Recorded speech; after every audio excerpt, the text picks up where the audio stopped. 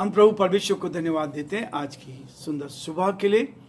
एक बार फिर से प्रभु ने नया दिन हमें दिया है, रात्रि का मीठा विश्राम दिया, परमेश्वर ने हमें सुरक्षित रखा। हम परमेश्वर को धन्यवाद करते हैं और मैं आप सभी का भी धन्यवाद करता हूं और आप सभी का वेलकम और स्वागत करता हूं living Christian movement fellowship ministry में कि आप बराबर हमारे साथ जुड़े हुए हैं, आप हमारे सहयोग कर रहे हैं, इस वचन को, इस चैनल को सब्सक्राइब कर रहे हैं, शेयर कर रहे हैं और दूसरों तक इस वचन को पहुंचा रहे हैं। प्रभु आप सबको बहुत आशीष दे और प्रभु का हाथ आप पर और आपके परिवार पर उत्तम से उत्तम आशीष बनी रहे। प्रियो, परमेश्वर आपको बहुत आशीष देना चाहता है ताकि आप एक एक दिन परमेश्वर की महिमा करें। आज बुधवार का दिन है, परमेश्वर ने हमारी मदद की, परमेश्वर का हाथ हमारे साथ बनाए ताकि हम हर दिन उसकी महिमा करते चले जाएं। जैसे मुर्गी अपने बच्चों से प्यार करती है, उनको अपने पंखों में छुपा लेती है, वैसे ही परमेश्वर मुझे और आपको भी अपनी बाहों में छुपा के रखता है ताकि हम परमेश्वर की महिमा कर सकें। यीशु मसीह ने भी इस वचन को कोट किया था। यीशु मसीह ने यरूशलेम के लिए इन वचनों को कहा था। मत्ती उसके 23 अध्याय में और उसके 37 पद में यीशु मसीह ने इस बात को कहा था, हे यरूशलेम, हे यरूशलेम, कितनी बार मैंने चाहा कि जैसे मुर्गी अपने बच्चों को अपने पंखों के नीचे इकट्ठा करती है, वैसे ही मैं भी तेरे बालकों को इकट्ठा कर लूं, परंतु तूने ना चाहा। हम नहीं चाहते, कई बार सच्चाई की ओर चलना नहीं चाहते, उस परमेश्वर के हाथों में अपने आप को देना नहीं चाहते हैं। इसलिए प्रियो, परमेश्वर का वचन मुझे और आपको हर समय प्रोत्साहित करता जाता है ताकि हम परमेश्वर की महिमा करें। आज हम पहला कुरिन्थियों का 11वां अध्याय उसके 15 और 16 पद को मैं आपके सामने पढ़ना चाहूंगा। परंतु यदि स्त्री लंबे बाल रखे तो उसके लिए शोभा है, क्योंकि बाल उसकी ओढ़नी के लिए दिए गए हैं। परंतु यदि कोई विवाद करना चाहे तो जान ले कि ना हमारी और न परमेश्वर की कलीसिया की ऐसी रीति है। परमेश्वर इस वचन के पढ़े और सुने जाने पर आशीष दे। आमीन। प्रार्थना करेंगे। धन्यवाद और स्तुति के योग्य हमारे सामर्थ्य परमेश्वर, हमारा हृदय आपके प्रति धन्यवाद से भरा है प्रभु कि आपने हमें संभाला, आपने हमारी मदद की, आपके अनुग्रह की दृष्टि हम पर रही। हम इसके लिए परमेश्वर आपको धन्यवाद देते हैं। हमारी प्रार्थना, हमारी विनती प्रभु, आपकी दया दृष्टि हम सब पर बनी रहे।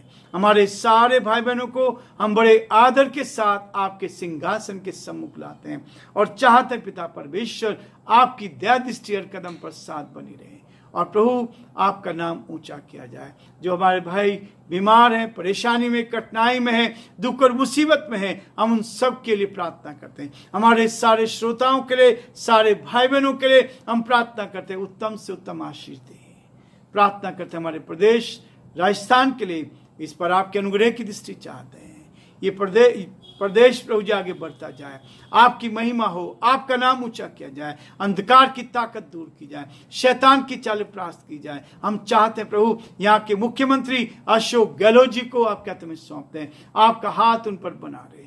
जो जिम्मेवारी आपने दी उसको उठाने की सामर्थ्य शक्ति प्रदान करें और जो योजनाएं प्रभु उन्होंने इस प्रदेश के लिए बनाई है वो योजना कारगर सिद्ध हो सके। हमारे सारे प्रदेश वासियों के लिए एक एक स्थान पर, गांव गांव में इस संदेश को लोगों तक मिल सके और जो आवश्यकता है उनकी पूरी की जाए। परमेश्वर हम प्रार्थना करते हैं, आपका हाथ साथ बना रहे। हम प्रार्थना और विनती करते हैं पिता परमेश्वर, हमारे देश के लिए, देश के प्रधानमंत्री के लिए, राष्ट्रपति के लिए आप उनको भी अच्छी बुद्धि दे ताकि देश का संचालन आपकी महिमा के लिए कर सके। हम बड़े आदर के साथ हम सभी को आपके हाथ में सौंपते हुए इस विनती को अपने प्रभु, अपने धारकर्ता यीशु मसीह के नाम से मांगते हैं। आमीन।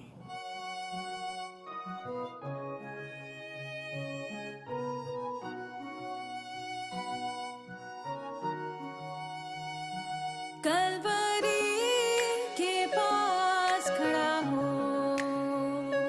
खून की धार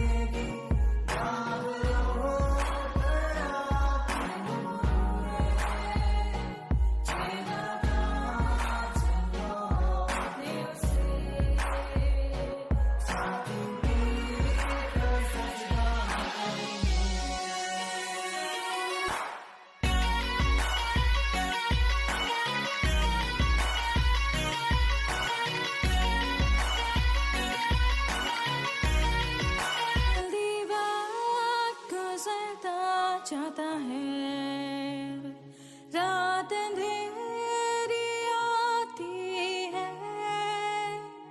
तौबा कर दरवाजा होगा बंद, कुछ ना होगा फिर पछताने से, तौबा कर दरवाजा होगा बंद, कुछ ना होगा फिर पछताने से।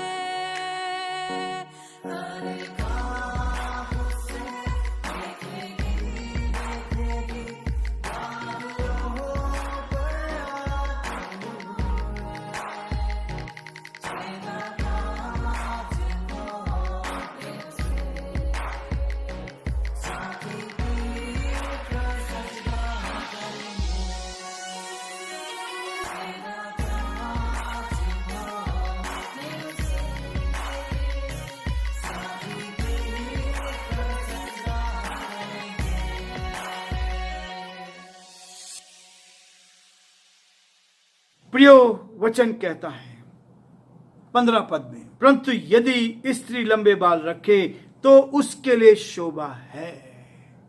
यदि स्त्री लंबे बाल रखती है तो उसके लिए शोभा का कारण है।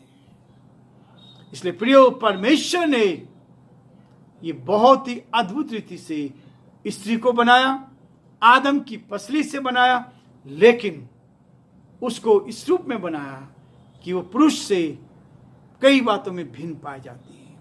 लेकिन प्रभु का धन्यवाद करते हैं कि उससे इस बात के लिए कहा है कि उसके बाल जो हैं, स्त्री लंबे बाल रखे तो उसके लिए शोभा है, क्योंकि बाल उसकी ओढ़ने के लिए दिए गए हैं।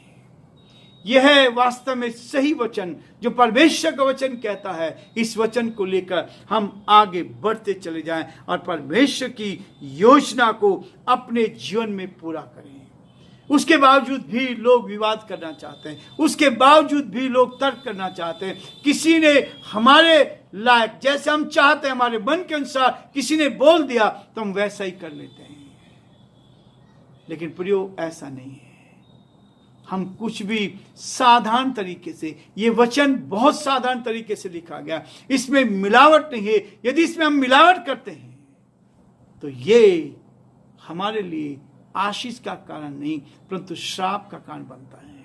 इसलिए प्रियो, 16 पद में लिखा है, परंतु यदि कोई विवाद करना चाहे तो ये जान ले कि ना हमारी और ना परमेश्वर की कलीसिया की ऐसी रीति है। ये कलीसिया के लिए भी बोला गया है, कलीसिया में भी इसको मानना है।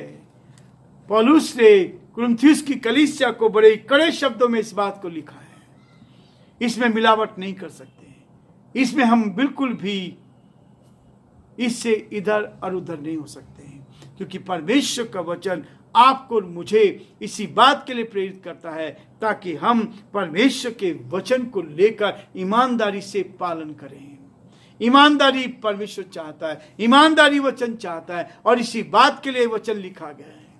दो ही बातें हैं, या तो गलत चीजें हैं, उन चीजों से बचने के लिए वचन कहता है, बुराई से बचने के लिए कहता है। और ये बुराई की बात है, कई बार हम इन वचनों को नहीं पालन करते हैं और अपने हेम में आकर हम कई बार इसका उल्लंघन करते हैं, जो परमेश्वर के लिए ठीक नहीं है। परमेश्वर को के विरोध में हम काम करते हैं। इसलिए प्रियो, परमेश्वर का वचन कहता है ये वाद विवाद करने के लिए नहीं है, परंतु यदि कोई विवाद करना चाहे तो यह जान ले कि ना हमारी और ना परमेश्वर की कलीसिया की ऐसी रीति है। बहुत स्पष्ट कर दिया गया है, पौलुस ने बिल्कुल स्पष्ट करके बता दिया गया है। इस पे तर्क करने की बात नहीं है, लेकिन स्त्री को कलीसिया में परमेश्वर का आदर करना चाहिए। अपने सर के ऊपर आदर का पल्लू रखना चाहिए ताकि हम प्रभु की महिमा करें और जो परमेश्वर की योजना है उसको पूरा करते जाएं। परमेश्वर आप सबको बहुत आशीष दे और परमेश्वर का हाथ आप पर, आपके पूरे परिवार पर बना रहे, ताकि आप जीवन में आगे बढ़ते जाएं और परमेश्वर की महिमा करते चले जाएं।